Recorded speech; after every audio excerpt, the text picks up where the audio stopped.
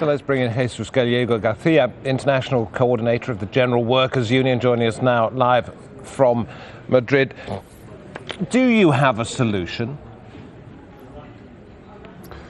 Well, I think I wish anybody could have a solution for this.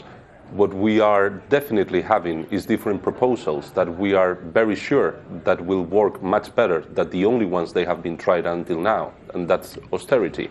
We have been seeing all over Europe, starting in Greece, in Portugal, in Ireland, all the countries, now in Spain for the last 2 years nearly, 1 year and a half, that the only measure, the only medicine that they are applying is austerity.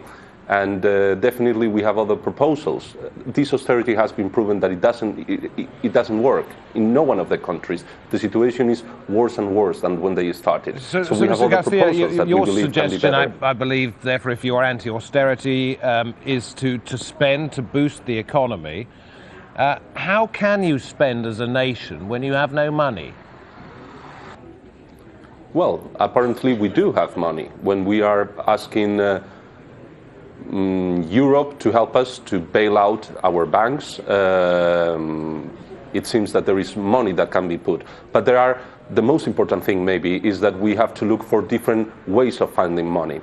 When we are firing, and first of all I would like to put clear, I'm not the international coordinator of the General Workers' Union, but of a federation that is within the public service employees. When we are firing the people that is working at the tax agencies, and in Spain, according to the government, 25% of our economy, it's black money. When we are firing these employees, maybe we should hire more people in order to see where is the fraud and get more revenues for the state. We should maybe try to put policies that makes economic growth and see ways that the state can get revenues. The only thing we are doing is cutting and cutting in order to send it somewhere else. Can I ask you never get the money about we the need. social situation in Spain, which was highlighted by our correspondent in the report we had just before I started talking to you? There was an interview in that in which the man says, look, it's bad, but you cannot compare it to an earthquake.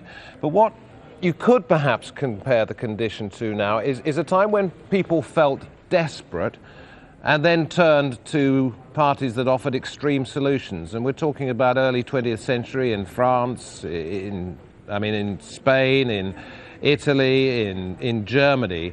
And they turned to fascism, to Nazism, because of the appeal of what these parties were offering.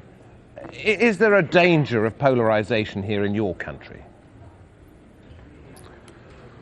I guess, definitely there is a danger. We have to see that and we have the example of the elections in Greece, that they were not very, they were recently, and we saw how an extreme right party was very increasing a huge amount of voters. Of course it can happen as well here in Spain, also because they are not only playing with economy, they are playing with democracy.